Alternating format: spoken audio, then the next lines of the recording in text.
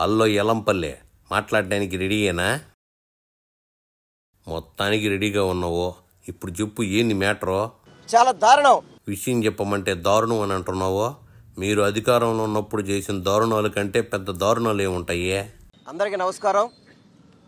ఈరోజు రాష్ట్ర వ్యాప్తంగా గత నెల రోజుల నుంచి ఏ విధంగా దాడులు జరుగుతున్నాయో వైఎస్ఆర్సీపీ పార్టీ నాయకుల మీద కావచ్చు, కార్యకర్తల మీద కావచ్చు, సానుభూతిపరులు కావచ్చు, ప్రతి ఒక్కళ్ళ మీద 2019లో మీరు గెలిచినప్పుడు కూడా టీడీపీ వాళ్లపై ఏ దాడులు జరిగాయిగా ఎల్లంపల్లె? ఏదైతే ఈరోజు మంత్రిగా ఉన్న నారా లోకేష్ గారు ఆ రోజు ఎన్నికల ముందు చెప్పాడు, మీ దగ్గర ఎవరైనా 12-13 కేసులు ఉంటే కానీ మీకు నామినేట్ పదవులు ఇవ్వనని చెప్పని, ఆ మాటకి ప్రతి నియోజకవర్గంలో కూడా దాడులు జరుగుతున్నాయి. లోకేష్ అప్పట్లో చెప్పిన మాటలు గుర్తుపెట్టుకునే ఇప్పుడు ఎవరు దాడులు చేస్తారు చెప్పు? లా అండ్ ఆర్డర్ ఏమైపోతుంది అర్థం కావట్లేదు.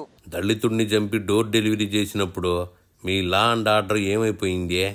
164 సీట్లతో మీరు గెలిచారు. ఇంకా మీకు ఈ రాష్ట్రాన్ని ఏ విధంగా అభివృద్ధి చేయాలో ఆలోచించండి. మీరు అమరావతి క్యాపిటల్ అని చెప్పి అంటున్నారు, బాగానే ఉంది. అమరావతి క్యాపిటల్ బాగానే ఉందని చెప్తావేంది?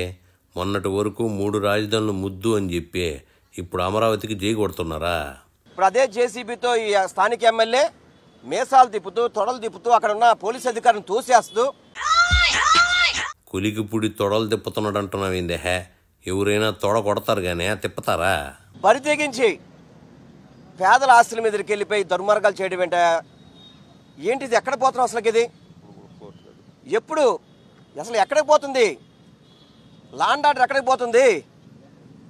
ఈరోజు కూడా ఎంపీపీ భర్త మీద తప్పుడు కేసు పెట్టి కోర్టుకి వెళ్తే అక్కడ కూడా కొన్ని వందల మందితో నుంచున్నాడంట.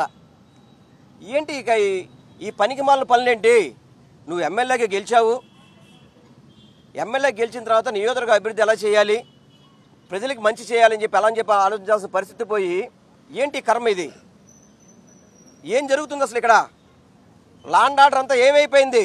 మీ వాళ్ళు టీడీపీ ఆఫీసుపై పట్టపగలు దాడి చేసినప్పుడు ఈ లా అండ్ ఆర్డర్ గుర్తుకు రాలేదు మీకా? పవన్ కళ్యాణ్ గారు మొన్న ఆయన గెలిచిన మరుసటి రోజు స్పీచ్ చూశాను, చాలా డిగ్నిఫైడ్గా మాట్లాడాడని చెప్పి అనుకున్నా నేను. కక్షలు కారణ్యాలు ఉండవని చెప్పని.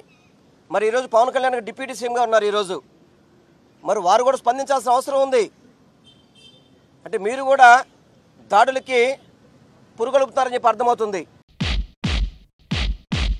పవన్ దాడులకు పురుగొలిపేవాడే అయితే మీరు ఎట్టా ఎందుకుంటారా? మీరు డిప్యూటీ సీఎంగా చాలా బాగా ఈ నెల రోజుల నుంచి మీరు చాలా ట్రైనింగ్ అవుతున్నారు, చాలా లోతుగా అధ్యయనం చేస్తారు, అన్ని చూసావన్నీ కూడా. ఏంది ఎల్లంపల్లి, పవన్ నువ్వు రేంజ్లో ఎత్తేస్తున్నావు.